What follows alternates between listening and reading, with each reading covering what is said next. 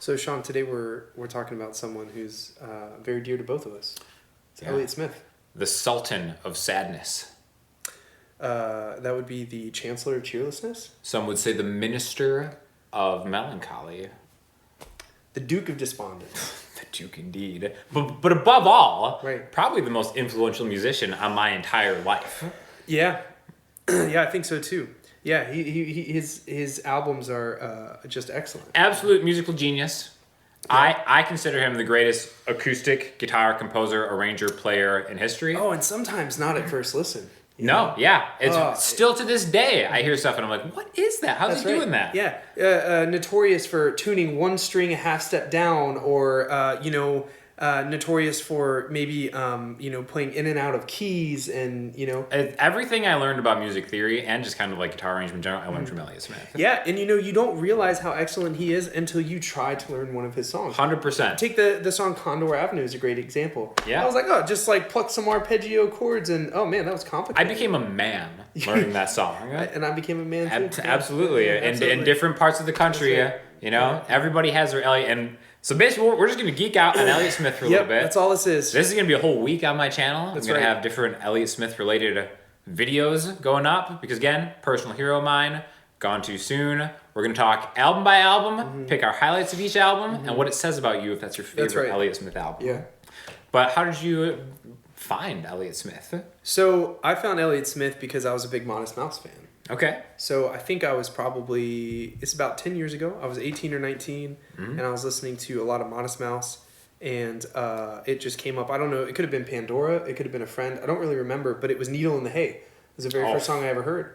And so I got his self-titled album, and I was like, this guy has experienced some pain. So that was your first listen, was my very first self-titled album. Yeah, my very first song I ever heard was Needle in the Hay. Yeah. And I listened to it like over and over again until I could get my hands on the album because at the time, you still, I think my first time, it was like three things, okay? It was Needle in the Hay and the Royal Tenenbaums. There was a scene in the movie. I never saw that movie. Yeah, oh my God, you got to see that. That's probably why it was getting airplay then. Probably was. Yeah. There was that. There was Angelus being on Garden State. Right. I believe that was big. Well, and it was on and then didn't he do a song for Good Will Hunting? Good Will Hunting. He did the whole soundtrack technically. Yeah. Right. And then that was the big one. That was the big one for most people. And that was the first time I actually saw Elliott Smith was at the Oscars. Yeah. It was when he was up against Celine Dion for Best Original Song, which, as time would tell, a little bit of shenanigans because she wrote Miss Misery long before Good Will Hunting came out. That's right. But Gus Van Sant the early version is better in my opinion. Oh no. The lyrically I prefer it. I think it's cheesy, yeah. Because I'll be with you some enchanted night or whatever. Yeah. I think is like I prefer the good, but it's cool. It's different. So anyway, at that time I had just I've been playing guitar for maybe 6 months. Right. When I first heard Miss Misery at the Oscars and kind of saw the power of just one dude, singer-songwriter, which is kind of why I was drawn to guitar in general as a storytelling device. Great singer, incredible lyricist, interesting guitar arrangements I'd never heard before. At that time I was my early acoustic guitar influences were probably like Ben Harper. Right. Who I thought was a really cool player, which was different. It's not just open chords and stuff that. Yeah. But I almost think of Elliott Smith as being an evolution above that, as far as voice leading melodically, choosing chords outside of a key, all that stuff. And that's my favorite part is you can tell that he is you use the phrase musical genius, but also you can just tell that he is not trained in a way to where he feels like he has to we're talking he'll use a major chord after major chord after major chord, sure, and then make major chords sound minor because of what comes before them, and because what the piano is playing. Yeah, so it's like three major chords in a row and they sound sadder than anything I've ever played. How? Yeah, exactly. And that's the thing. So the knock on him is that his stuff all sounds kind of sad, which I understand. I understand that, but But there's also Say Yes. That's not so sad. Sure. There's one song. That's what people point to. Say Yes isn't sad. Yeah, but it is when still it kind of sad. is It is sad still because really your sad. whole life is sad. Yeah, And you had yeah, one moment yeah. where like someone didn't deny you. Right, but then also we don't really know for sure if it turned out okay. And well, we do know that it did not turn out okay, actually. shouldn't laugh at that. So in hindsight, but the thing to me, it's not sad music. No. And this is like another reason why I like Radiohead. Some people think Radiohead's sad. It's not sad. It's complicated. It's complex. That's right. Musically, And it's honest. it is. That is my favorite. That's what drew me to it. Is I told you the self-titled album was the first I ever heard. Biggest Lie is still my favorite Elliott Smith song of all time. There's nothing more honest than that. You know? And in simplicity too. Yeah, absolutely. Uh-huh. Yeah, I mean, we've all been in relationships where, even if in good relationships where we had periods where we were arguing or something like that, and yeah, sure. I mean, he nailed what it's like to be in a poor spot in a relationship. Crushed with that it. song. Oh, Uh-huh. beautiful. The biggest lie. Yeah. And again, so much of the stuff is open to interpretation too. That's true, but my interpretation is always correct. So. Yeah, always. Right. Especially when you're interpreting other people's songs right. Yeah, other for people's them. songs. I know. Yeah. Someone really who, have that kinship. Someone whom I've never met. It's Right. amazing. Okay, so anyhow, so we're gonna go album by album. Al, should we get started? So let's go right off the bat. We're not gonna talk so much about Heat Miser, which is kind of his early band. Yeah. Although we can say that Half Right is an excellent song. Couple great songs, really. Yeah. And you can kind of hear again that was a band which is funny because like if you listen to a self-titled album or even the first album, right, Roman Candle, it's so much less produced than Heat Miser at the same time. Yeah, which is weird. It makes it seem super old. Right. Which I mean, it came out 1994, I think. Well, yeah, and you know what I heard about that though is that his. The reason it's all in like D standard is because his roommate had a guitar. He didn't have a tuner. It's like a Yamaha. Yeah, so it just happened to be down. And he tuned it to what was the D string. Yeah, to itself. And then just kind of recorded by himself, and that's why it's kind of lo-fi. That's how legends are born. Oh yeah, right beautiful. There. All right, so this is it. This is his first album, Roman Candle. We've got Roman Candle, Condor Avenue, No Name number 1, 2, and 3, and 4. Drive All Over Town, Last Call, Kiwi Mad Dog 20. Oh my god! What is your highlight on this album? That's so hard. First of all, Roman Candle is excellent because that uses the example of going up. First of all, I think he amped that acoustic guitar because it kind of gets some distortion. Sure. As he that's an example of using a major chord that's out of key that makes it sound really sad. Yeah. You know. I think Condor Avenue demonstrates like his finger picking ability excellently. He wrote Condor Avenue when he was like 17 years old. Like 16 or 17 years old. Yeah.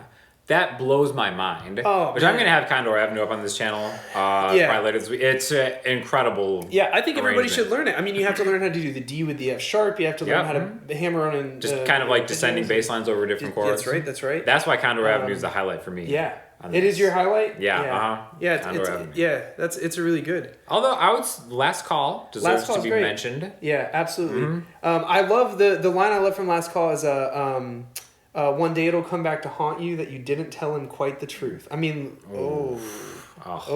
maybe it already has. Yeah, absolutely. And then I do like Drive All Over Town too, which I think that Drive All Over Town and Last Call are like kind of sure. Almost like they're two sides to the... You can tell this album is just scratching the surface of the other stuff. But also, No Name being 4 numbered no names, a little weak, Elliott. Come on. Yeah. You can't come up with like a name. You know, the problem I always get them all confused. Exactly. Like, I don't know what I'm listening to. It's just 1, 2, 3, or 4. Yeah, I mean, I know the songs, but I have to hit play to be like, oh, right, that's number 3. Right? Yeah. And so... I mean, the highlight is probably, I think we could agree, Condor Avenue. Yeah, what does it say about you if Roman Candle is your favorite Elliott Smith You're album? super pretentious. Very it's much. Clearly not the best album, and if you say it's the best album, it's because you want to seem like lo-fi is like your thing. Yeah, well, lo-fi is your thing, and here's the deal. I saw Elliott at a coffee shop in Portland in '94, and I visited his grave. We shook hands, and ever since that day, I just really felt like, that's the dude. That's who likes that album. That's who likes that album. The next year, Elliott Smith came out with an album called Elliott Smith. And every song on the album is good. Needle in the Hay, Christian Brothers, as covered by Queens of Stone Age. Yep. Clementine, Southern Belle. Single File, Coming Up Roses, Satellite, Alphabet Town, St. Ides Heaven, Good to Go, The White Lady Loves You More, and The Biggest Lie.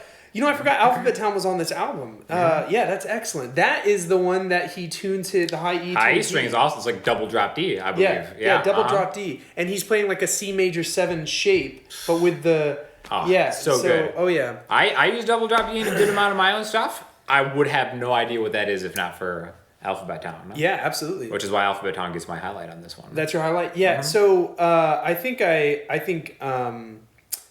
it's a toss up between Coming Up Roses and Biggest Lie, but I think since Biggest Lie is my favorite song, I probably have to say that's the highlight. It has to be. It can't be your favorite song and not be the highlight. That's right. Yeah. That's the one. That's the one.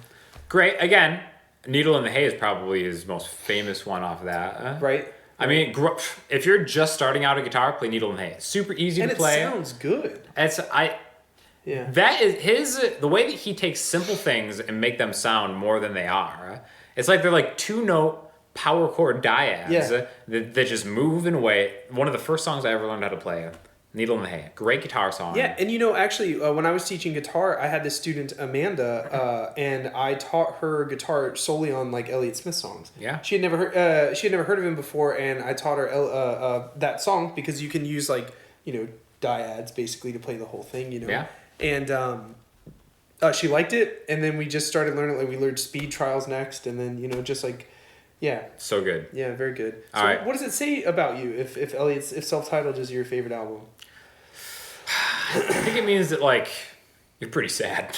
I think you're very sad. You're a very sad person. Yeah. And like hipster for sure. Right. You're hipster sad. Right, because you're staying away from his more produced stuff. You're still alienating yourself. Like the fact that his stuff is a little more produced to hurt your feelings somehow. Right. Yeah, and you know, like the more electric guitar was kind of like not your thing. You're really folky. You're Yeah, you're like you would have liked Bob Dylan back in the day. Exactly. Sure. You like the harmonica and the acoustics. Yeah, definitely a Bob Dylan. Yeah. I'm not mad at you. No. Acceptable answer. Yeah, it's a great album. Yeah, I might be that guy. Never heard anybody say Elliott Smith was their favorite Elliott Smith album. It's a little confusing when an eponymous, is that the name of it? I have no idea. Self-titled or whatever. If that's I understand if that's your favorite album of artist, it's a little confusing for people. Yeah. Again, not creative with the naming yet. Right. But then yeah, for sure. Either or. Either or is excellent. You know, actually, I'd like to tell a brief story about how I got Either Or. Please. So I was working at this guitar store, and my wife was in the Army. She was she was an intelligence analyst in the Army, so she was away. And literally all I did was go have coffee with Sean in the morning, go to work. Those were the days. Go to the gym after work, because I used to lift weights. And then I would go home and just play guitar. And Sean was like, hey, do you like Elliott Smith? And I said, well, I've heard his self-titled. And he was like, that's it? I was shocked. Yeah. And so Sean gave me this You were album. that sad hipster. Yeah, I was. And let me tell you, because that was my favorite album and the only one I knew. And then I remember I was leaving the gym one day and I put in the CD that Sean had burned for me. Not that you would ever, you know. And so Speed Trials came on and I was like, this is amazing. Yeah, what's this? Yeah, so good. This is where he becomes Elliott Smith. Elliott No Smith, doubt. I think we no know. doubt. Flexing his muscles. Oh, all yeah. right, you're the greatest of your generation, hands down. That's right. Yep. And I think Speed Trials is the perfect opening track. I think, for sure. you know, yeah. Speed Trials, then Alameda. Yes. Incredible. Excellent. Yeah. Ballad of Big Nothing, Between the Bars, which I think is probably the most famous Elliott Smith song. Or Angela's. I think it's Between the Bars, actually. Yeah. I mean, but yeah, you can make a Pictures of Me, No Name Number 5, continuing on the name. At least he's congruent. Which is interesting, but in the albums, the first no names have the number sign. That's right. By here, it's NO period, number 5. He's a little more refined. That's right. He's maturing. He's maturing. Rose Parade, Punch and Judy, Angela's, Keep It Strict, 245, and Say Yes. Yeah. Happiness. You know, I think obviously it's not the strongest song on the album, but I think that Speed Trials is the highlight because it is the perfect opening. That snare fill, you know, sure. It's the highlight for me. I really think it is. Produced by Larry Crane, I believe. I don't know who that is. Yeah, interesting. Man. Did he write for Seinfeld? Yeah, I think he did actually. Yeah. So that's the highlight is Speed Trials for you? Yeah, what do you think? It's I personally think the best written songs are on this album. Not my favorite album. I mean, one of my favorite albums of all time, for sure. Right. I think the best written songs are on this album, but not my favorite. I got to go with Alameda. Alameda? Alameda. Yeah, I really thought you were Alameda. going to say Between the Bars, but all right. Yeah. Alameda, Yeah, for sure. okay, I don't know. Because I was actually in LA once, and I was on Alameda, and I like had a moment. I was like, this is Oh, it. man, this is it, yeah. Yeah, this is the place. Yep. What does it say about you if either or is your favorite? Man, that's hard. I think it means you're cool as F. Yeah, I think like it you're means, cooler than me. If it is organically and truly your favorite Elliott Smith album, it means that you are just cool and unabashedly so, like unashamed. Like you're probably into vinyl. Oh yeah, no doubt, no like you have doubt, a record player. no doubt. Yeah. Like you have like a non-trendy fashion that is your own and it's cool. Oh yeah, yeah. Oh yeah. You probably sew shirts together, like cut them in half and sew them. You know what I'm saying? Patches and stuff. Oh and yeah, like a bunch of pins. Yeah. But the thing is that you're not even trying. It's so clear. Right. If either or is your favorite album. That's why I wish it were my favorite album, but it's not. Wish so too. I'm not that guy. Yeah. I just have to live with it. It's fine. So what's next? XO. Right. This is my favorite. This is your favorite album. This is my favorite Elliott Smith album. One of my favorite albums of all time. That's because Sweet Adeline is... No. That's... See, Sweet Adeline is the perfect opener for me. Yeah. Because it's just like, all right, so this is more produced stuff. Yes. For sure. Yep. Rob Schnapp, I believe, actually, who also produced Beck. Great producer. Okay. A lot of cool stuff. Yeah. Just, it's incredible. Sonic masterpiece. Right. Arrangement masterpiece. Songs are just all strong. Some would say maybe there's too many on here. I don't know. It's the most versatile album, I would say. Sweet Adeline, Tomorrow, Waltz number 2, Baby Rip and Pizzula, Independence Day, Blood White, Waltz number 1, Amity, Oh Well Okay, Bottle Up and Explode, Question Mark, Everybody Cares, Everybody Understands, and I Didn't Understand. You know what? Yeah, I think... Murderer's Row, right Independence Day is, right? Oh my gosh. Yeah.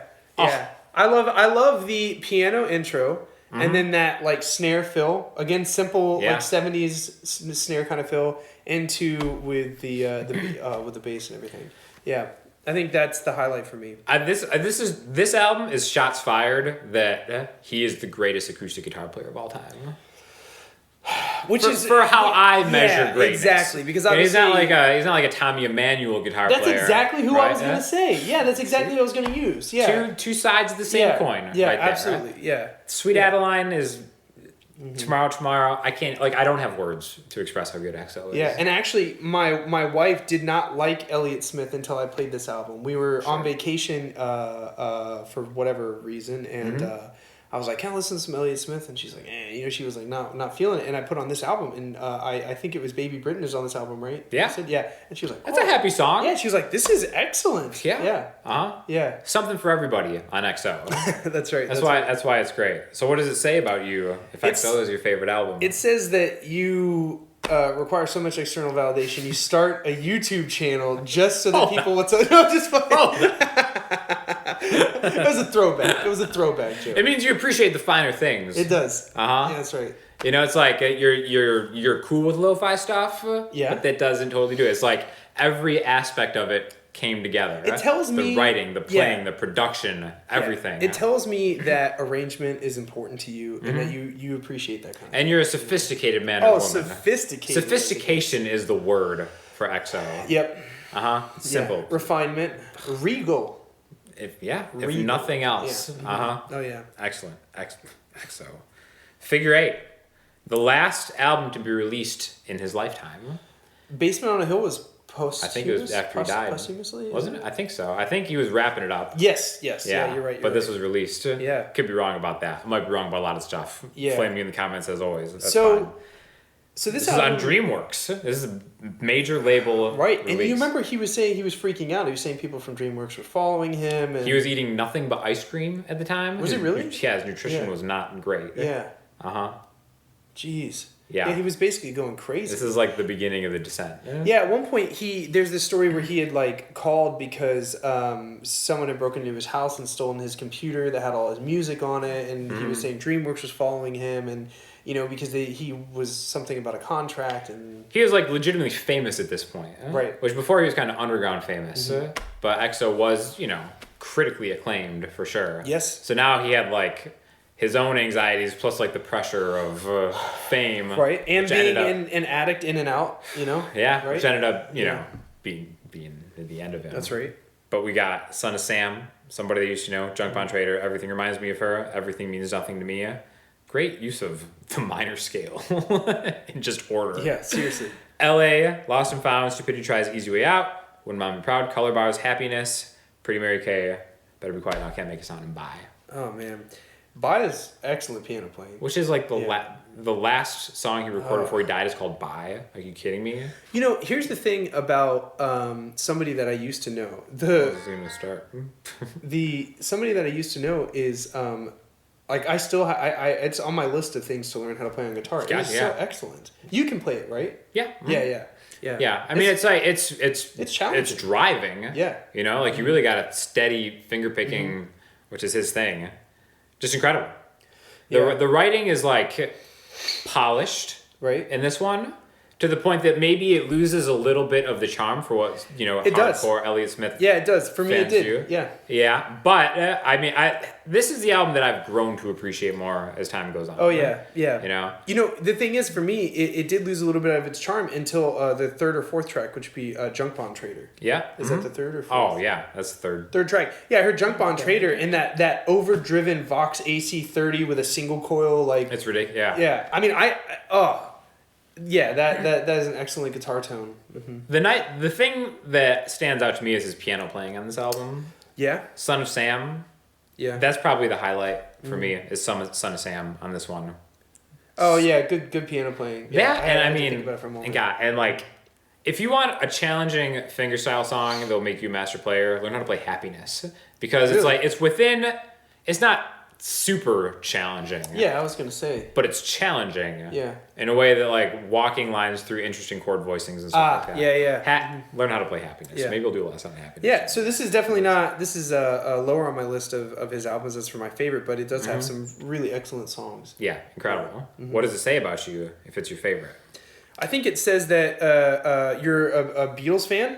You know, I feel like if that's yes, right, 100%. I think that's probably the fairest thing to say. Mm-hmm. You're a Beatles fan, and maybe you're not totally diehard, right, hardcore punk, and a beautiful rapping Elliott Smith fan, but right. I feel like you're a Beatles fan, and you were kind of not into the grungy, sad movement of the Pacific Northwest in the '90s, and and you're maybe like, that didn't appeal to you. No, it didn't. And then you hear this, and you're like, oh man, this guy could play piano pretty swell. Sure. Right? Yeah. God, beautiful. From a Basement on a Hill. So I believe this came out after he died. Here's the deal. This King's Crossing. This is dark. Some other stuff. I remember when you were like, you have to listen to this album. You said two things. You said it gets dark and it gets psychedelic. It gets a little trippy. And you were right. This is like a genius in turmoil, is what this sounds like. Like, there's a story about the DreamWorks executives getting like the demos of this. I mean, like, what is this? Like, we can't release this. Like, what are you doing?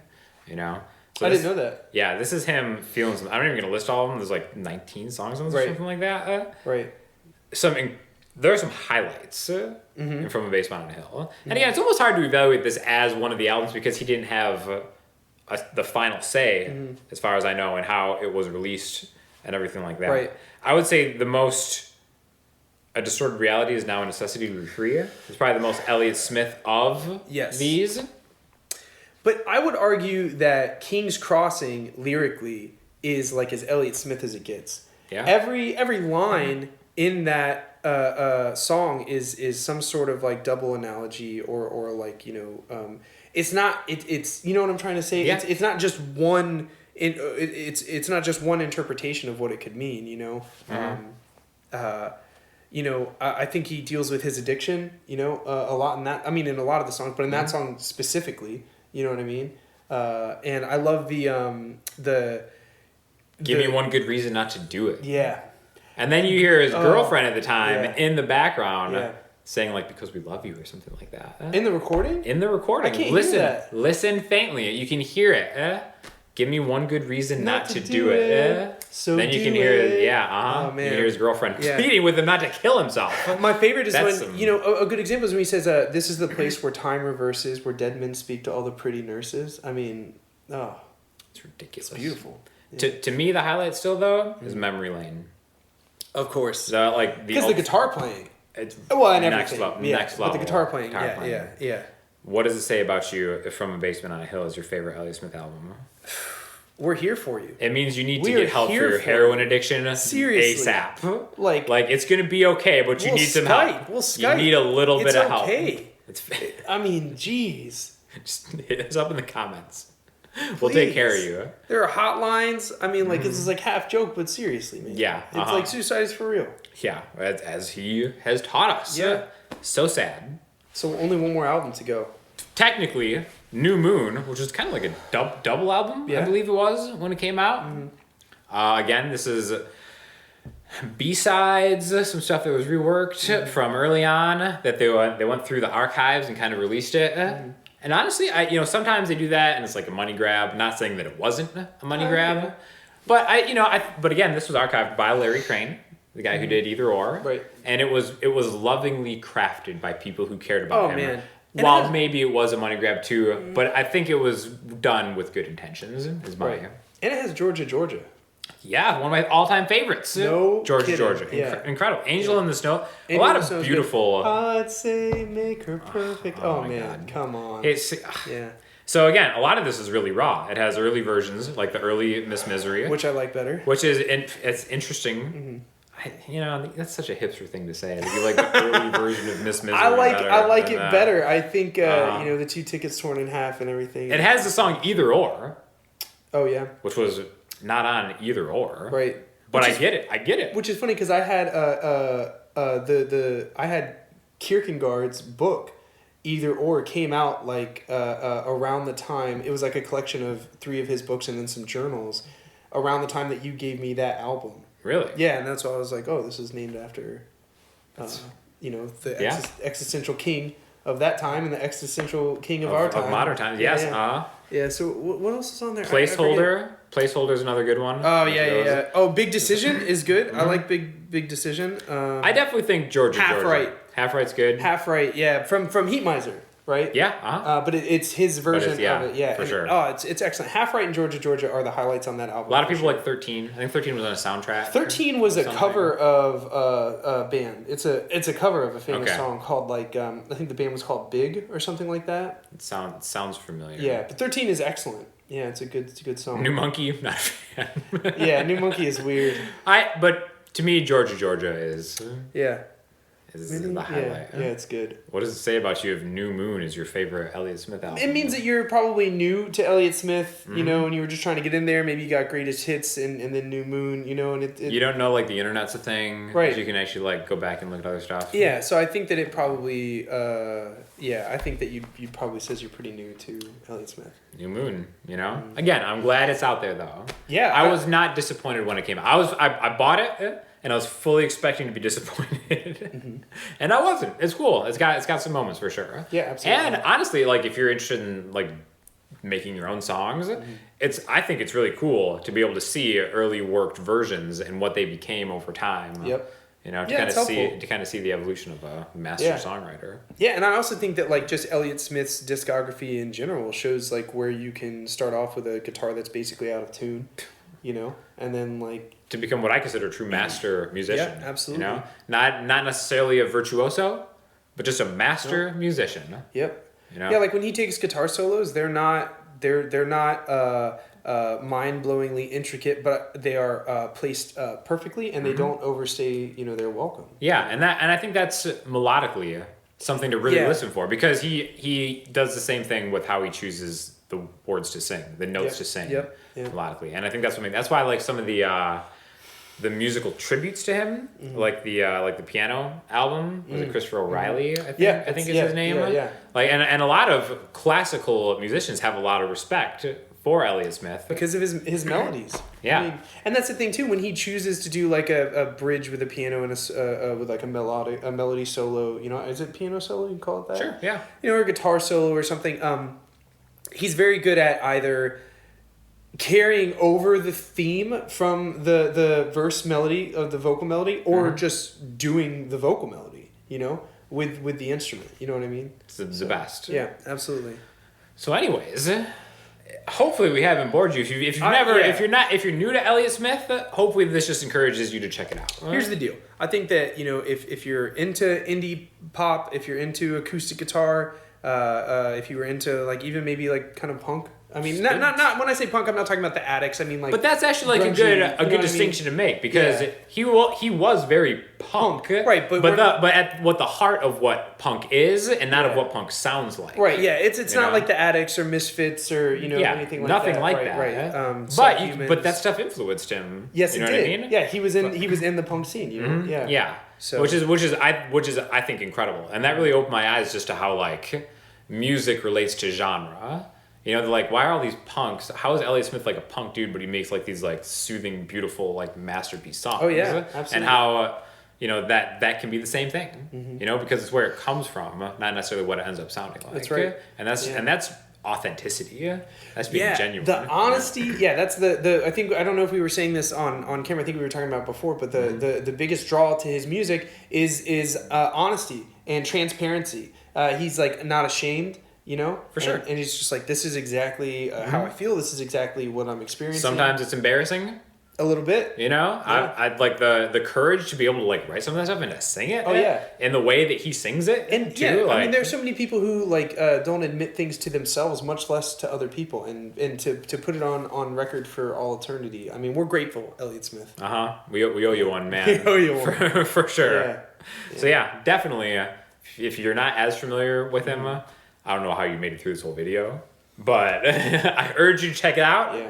If you are, definitely share some of your thoughts with us. Yeah, let us know. Because it's good stuff, man. For sure. That's right. So look forward to some of the new videos coming out. We're going to have paying tribute to the man. That's right. Till next time, everybody. Thank you.